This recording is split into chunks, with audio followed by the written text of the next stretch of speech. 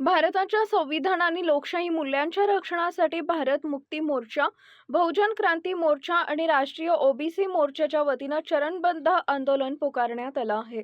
RSS आणि भाजपच्या दबावामुळे बामसेप व भारत मुक्ती मोर्चाच्या राष्ट्रीय अधिवेशनाला ओडिशा सरकारनं परवानगी नाकारल्याचा आरोप आंदोलनकर्त्यांनी केला आहे। या निर्णयाच्या निषेधार्थ बामसेपचे राष्ट्रीय अध्यक्ष वामन मेश्राम आणि राष्ट्रीय ओबीसी मोर्चाचे राष्ट्रीय अध्यक्ष चौधरी विकास पटेल यांच्या नेतृत्वात दिनांक 22 फेब्रुवारी 2026 रोजी नागपूर येथील संघ कार्यालयावर निषेध मोर्चा काढण्यात येणार आहे।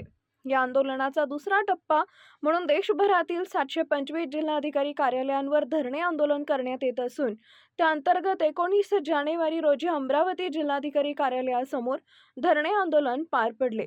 गेल्या 50 वर्षापासून बामसेप बहुजन समाजाच्या जनजागृतीसाठी कार्यरत आहे। मात्र गेल्या 95 वर्षात ओबीसी समाजाची जातनिहाय जनगणना न झाल्यानं सामाजिक, शैक्षणिक आणि आर्थिक असमानतेचं वास्तव समोर येत नसल्याचा आरोप संघटनांनी केला आहे। संविधानातील कलम 14, 19 आणि 21 नुसार सभा, आंदोलन, मोर्चा आणि संघटना स्थापन करण्याचा अधिकार प्रत्येक नागरिकाला असताना सरकारकडूनच या मूलभूत हक्कांवर गदा आणली जात असल्याचा गंभीर आरोप करण्यात आला आहे। संविधानावर झालेल्या कोणत्याही हल्ल्याविरोधात संघर्ष अधिक तीव्र केला जाईल असा इशाराही आंदोलनकर्त्यांनी दिला आहे। मी doctor Sheela Mohan, Buddhist international network हे जे राष्ट्रीय आणि आंतरराष्ट्रीय संघटना आहे, या संघटनेची मी महाराष्ट्र राज्याची महासचिव आहे। आणि आज दिनांक 19 जानेवारी 2026 रोजी बामसेप आणि भारत मुक्ती मोर्चाद्वारे जे राष्ट्रव्यापी चरणबद्ध आंदोलन घोषित केले आहे, माननीय वामन मेश्राम साहेब राष्ट्रीय नेतृत्व आहे, ते बामसेपचे आणि भारत मुक्ती मोर्चाचे राष्ट्रीय अध्यक्ष आहेत।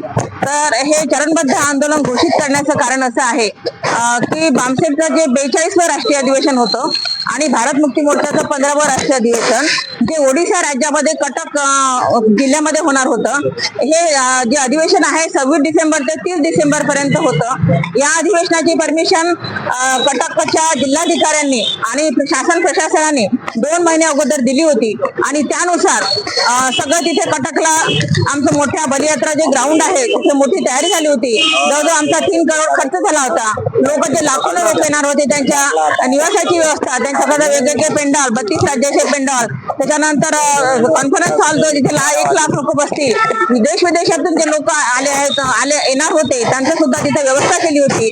संडास बाथरूमची वेगवेगळी व्यवस्था केली होती। यामध्ये बामसेपचा आणि भारत मुक्ती मोर्चाचा 3 करोड खर्च झाला होता।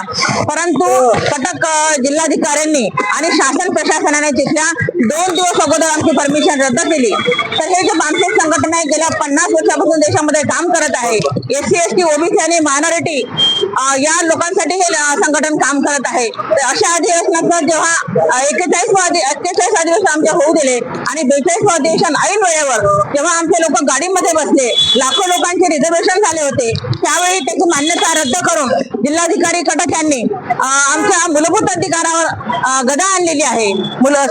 संविधानाने संविधानाने आपल्याला मूलभूत अधिकार दिलेले आहे, जसे की कलम नंबर 19(1) आहे, याद्वारे अभिव्यक्ती स्वातंत्र्य आहे। कलम नंबर 19(1)(ब) द्वारे शांततापूर्ण सभा घेण्याचं स्वातंत्र्य आहे। कलम नंबर 19(1)(क) नुसार संघटना स्थापन करण्याचा अधिकार आहे। कलम नंबर 14 नुसार समानतेचा अधिकार आहे। तर हे आमचे जे आम्हाला जे संविधान हक्काधिकार दिले आहेत ते हक्काधिकार यांनी डावलले आहेत, त्याचं उल्लंघन केलेलं आहे आणि त्यासाठी संविधान वाचवण्यासाठी आम्ही दिनांक 22 फेब्रुवारी 2026 रोजी आरएसएसच्या मुख्यालयावर नागपूरला आम्ही 10 लाख लोकांचा मोर्चा घेऊन जाणार आहोत आणि त्याची पूर्वतयारी म्हणून आज हे 1 दिवस आमचं धरणं आंदोलन आहे।